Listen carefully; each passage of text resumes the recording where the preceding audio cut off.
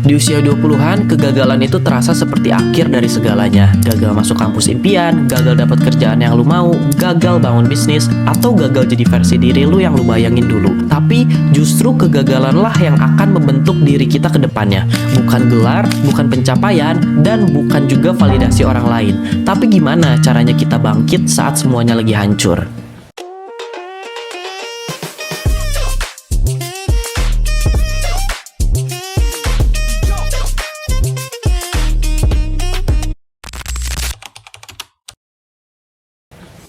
Saat ini kita hidup di suatu budaya yang sangat mengglorify kesuksesan. Scroll media sosial nih, langsung lihat anak-anak muda seumuran kita yang kayaknya udah punya segalanya. Karir, pasangan, pencapaian lainnya, investasi, udah punya rumah. Terus kita jadi ngebandingin sama diri sendiri, kita merasa kecil dan kita langsung takut untuk dicap gagal. Bener nggak? Tapi nih, menurut Carol Dweck, beliau itu merupakan seorang psikolog yang sering mengajarkan tentang growth mindset. Beliau berpendapat kalau kegagalan itu bukanlah akhir dari segalanya, justru kegagalan adalah bahan bakar untuk kita bisa terus berkembang. Masalahnya kita terlalu sering nyamain harga diri sama hasil akhir. Padahal kegagalan itu bukan berarti lu bodoh dan bukan berarti kalau lu payah juga. Itu cuma tanda kalau lu lagi nyoba suatu hal yang lebih besar dari zona nyaman lu. Artinya lu lagi berprogres dan progres itu nggak ada yang instan. Asalkan lu mau terus berjuang, konsisten, berproses, kalau gagal, coba lagi, dan jangan menyerah, maka hasil akhir yang lu mau pasti akan bisa lu capai. Percaya deh. Kenapa lu harus berani gagal sekarang? Yang pertama, karena lu masih bisa bangkit dengan luka yang belum terlalu dalam. Karena lu masih belum punya terlalu banyak beban sosial dan finansial. Dan yang terakhir, karena lu akan belajar jauh lebih banyak dari kegagalan itu sendiri daripada dari hidup yang mulus-mulus aja.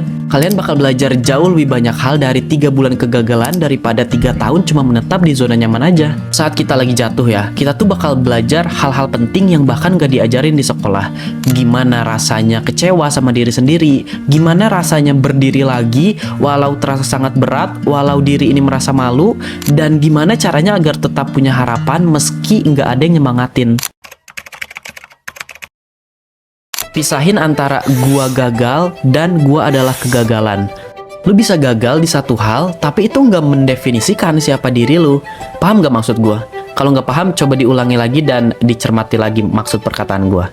Tulis setiap pelajarannya. Setiap kegagalan itu kan sebenarnya nyimpen petunjuk ya. Makanya jangan lewatin kesempatan dan pelajaran dari setiap kegagalan yang udah lu alami. Tanya ke diri sendiri, apa yang bisa gua pelajari dari hal ini? Normalisasi proses jatuh bangun.